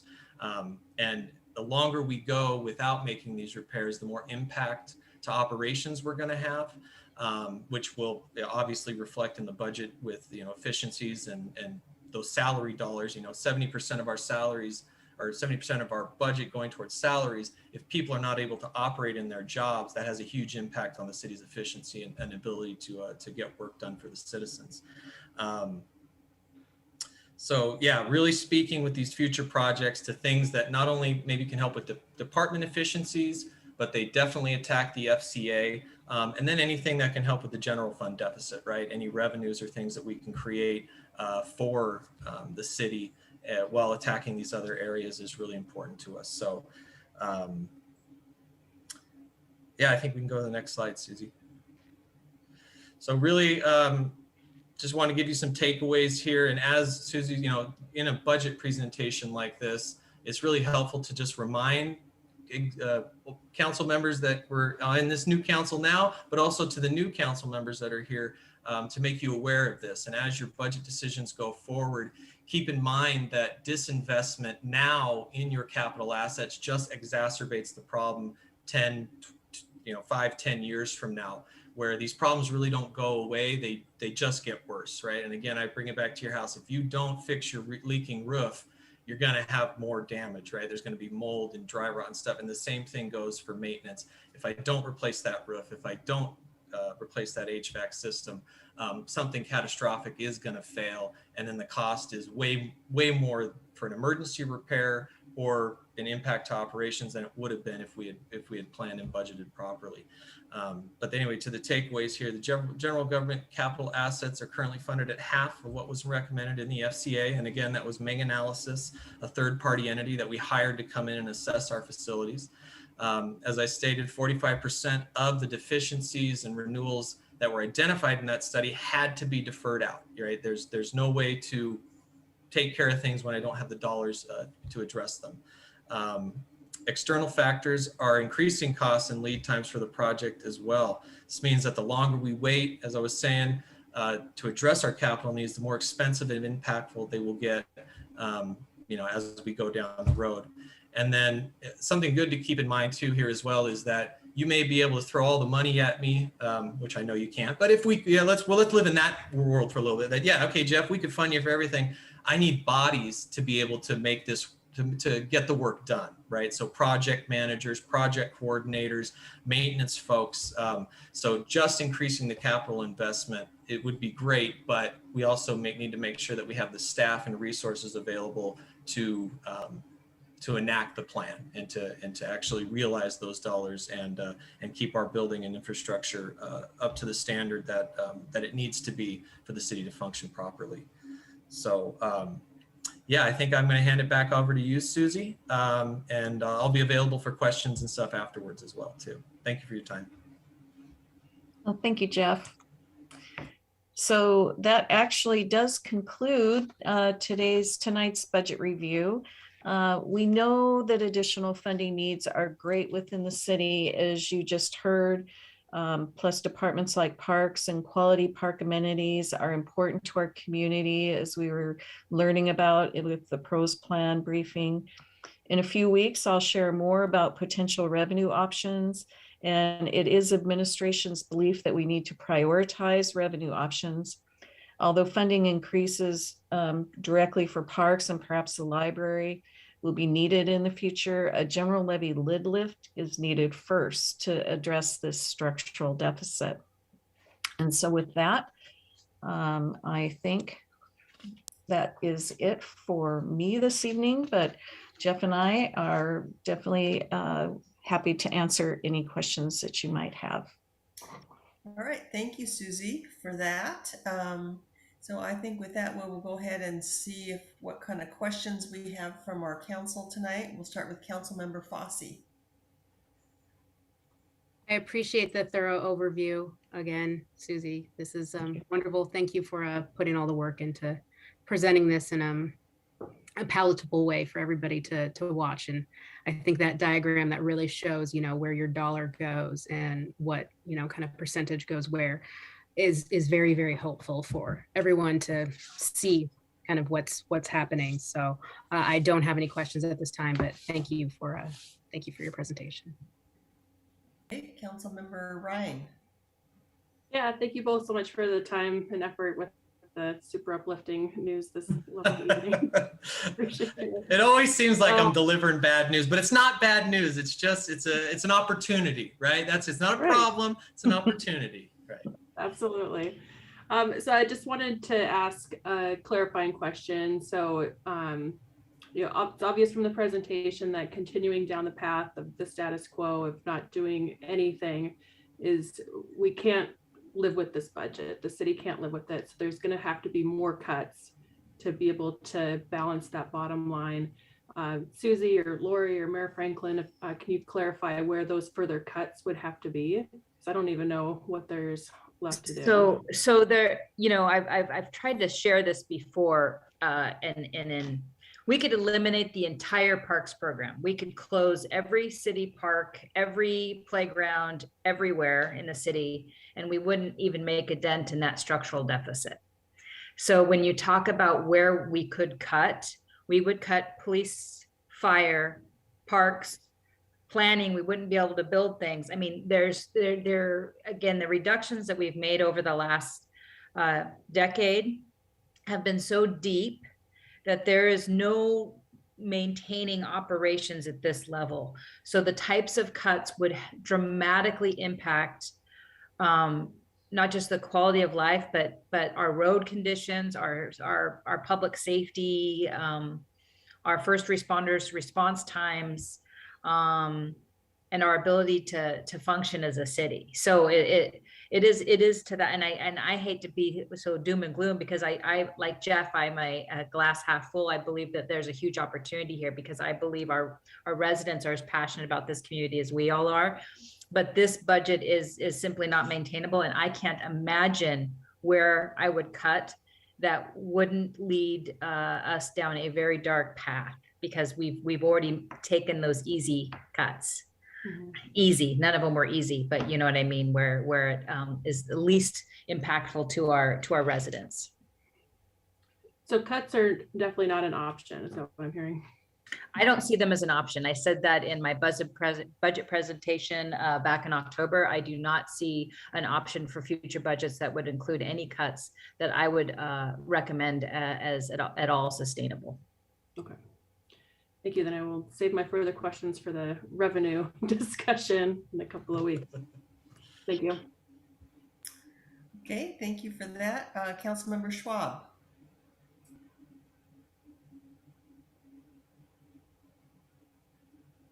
Yes, thank you for the presentation. Well done. And I know it seemed a little lengthy, but for the amount of dollars and time frames that you're reflecting, that was pretty well done. Just a couple of comments. The city's almost been a victim of its own proficiency in finding ways to reduce spending. You have done a great job. And I'll just say the word kick the can down the road a little bit, the political system. I'm new to the council here, so I can say that a little bit. Of course, it'll be my can pretty soon, right? Or our can. So we really have been, expressing in many ways to our citizens, they haven't felt the cuts. A little bit with parks, I think, those that use the pool, of course.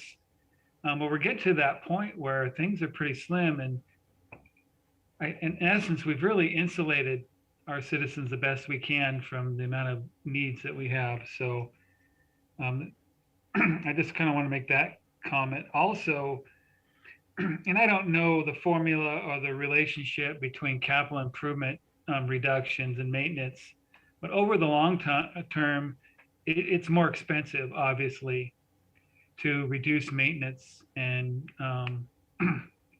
I don't know where that threshold point is, Jeff. I thought maybe you could just, in a couple of sentences, is that possible? Well, reduce your brick and mortar footprint.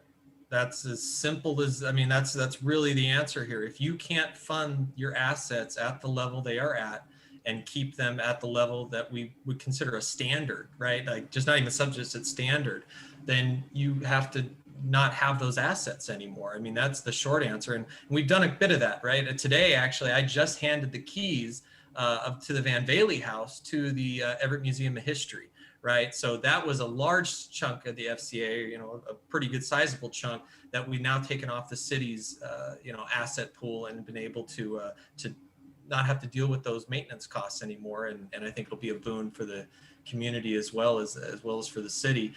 We demoed a couple buildings as well in the Forest Park system. Again, buildings that were real defunct, not a high use, had a large maintenance cost to them. So to speak to you there, Councilmember Schwab, it really would be, you got to reduce your brick and mortar footprint in order to not have to maintain and sustain these things. But I don't know that the city is able to do that with the amount of employees and things we have. So very tough choices, very tough. Well, and I don't think that's in the best interest of our citizens, right, the service that we provide whatsoever.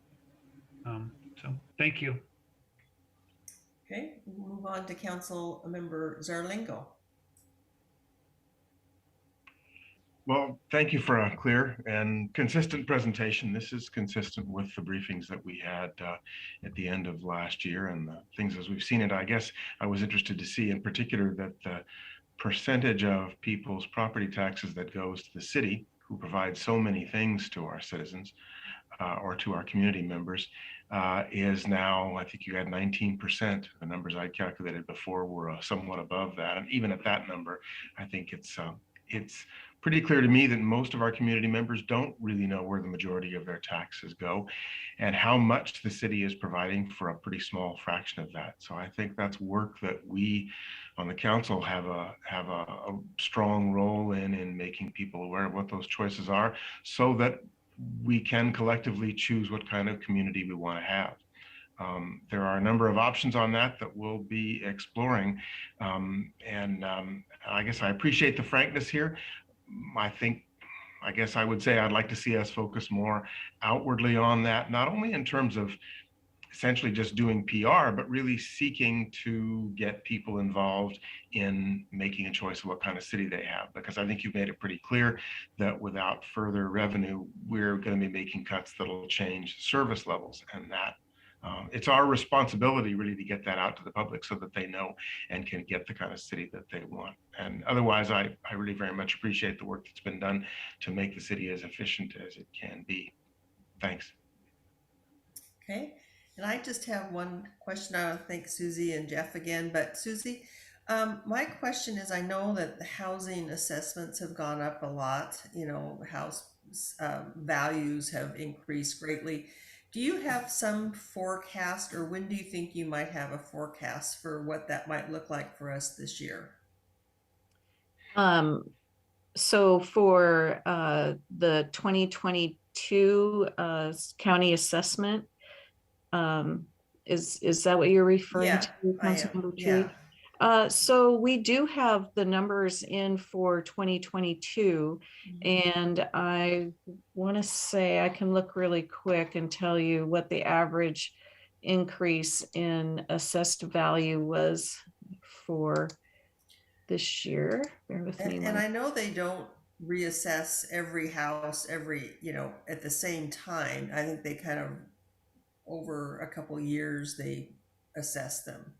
Yeah, so this year, now, and there is a lag on this. So it's like a year or two lag. So as far as the tax rolls go, citywide, the average was 5.7%. Okay. For this year. Now, of course, just because your property value increased by 5.7 or 6 or 8%, it doesn't mean your tax bill increased that much. That's just the value of your property. So, the tax bill is relative to the levy rate. And when our assessed value grows at a greater than 1%, which it has since we climbed out of the Great Recession, that means our levy rate declines. So for example, in 2021, our levy rate was $1.84. And this year it looks like it's going to be about $1.75. Okay. So your value goes up quite a bit, but the levy rate is smaller. So what really increases your tax rate above that 1%, your tax bill as a property owner, is voted levies. Okay, good. Thank you for clarifying that. So, and more good news, huh? Yeah. All right. Well, thank you, Susie. Are there any other questions from staff, from council? A quick note, that last thing explained was exactly what I don't think our citizens understand very well. Right. And that impairs their ability to make the kind of choices we'd like them to make in terms of these tax rates and the city and what they get for their dollar. Right. Thank you for that. With no further business and no executive session, we are adjourned. Thank you. Thanks, everybody. Good night.